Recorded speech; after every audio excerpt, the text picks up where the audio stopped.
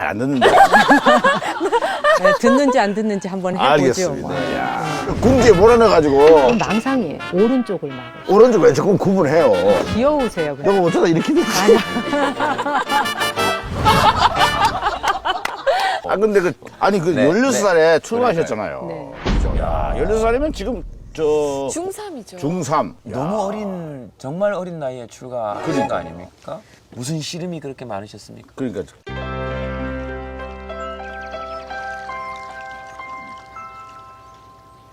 머리를 보통 깎고. 씨름이 많아야 출가를 한다 생각하는데 네. 출가 동기는 그렇게 씨름이 있어서 한다고 생각지 그래요?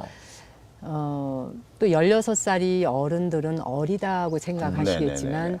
제가 볼 땐 사실 16살은 자기에 대해서 고민하고 충분히 생각할 수 있는 그렇죠, 나이예요. 그렇죠. 네네. 아무튼 제가 중학교 2학년 때 우연히 그 괴테의 젊은 베르테르의 뭐 데미안, 레미제라블 이런 거 한참 읽을 때잖아요. 네네네. 이제 인문 서적들. 그때 우연히 그 시다르타라고 하는 헬만 헤세의 책을 선물을 받았어요. 네네네. 근데 그 책을 읽다 보니까 이제 제 나이에 사실 읽기에는 그렇게 쉬운 내용은 아니에요. 그게. 그렇죠.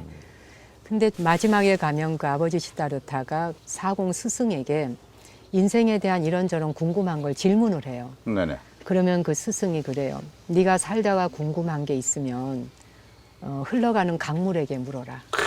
그러면 강물은 웃을 것이다. 이야. 근데 그 대목이 저한테 그냥 꽉 가슴에 와. 꽂히더라고요.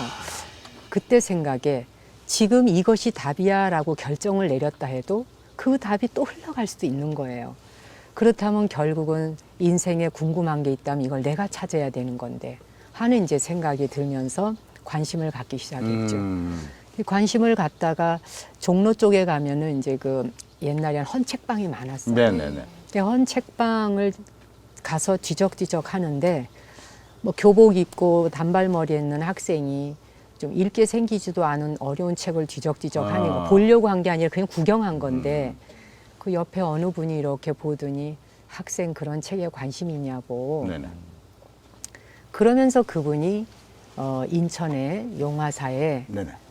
무건 스님이라는 분이 참 계시는데 거기를 한번 찾아가 보라고 그래요. 그러니까 이제 무작정 교복 입고 단발머리에 가방 들고 인천 가는 기차를 탔어요. 지금이야 인천을 쉽게 가지만 그때는 그럼요. 아주 멀잖아요. 뭐, 예, 예. 그래서 물어서 하여간 찾아갔어요. 그 스님께서 너 어떻게 왔느냐.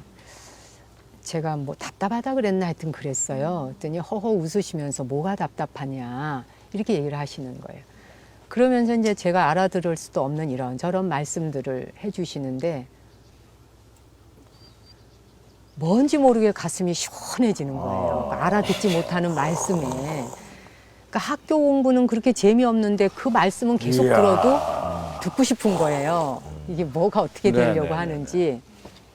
근데 그분이 이제 이후에 알게 됐지만 불교계의 아주 큰 스님이신 송담 큰 스님이셨더라고요. 송담 큰 스님.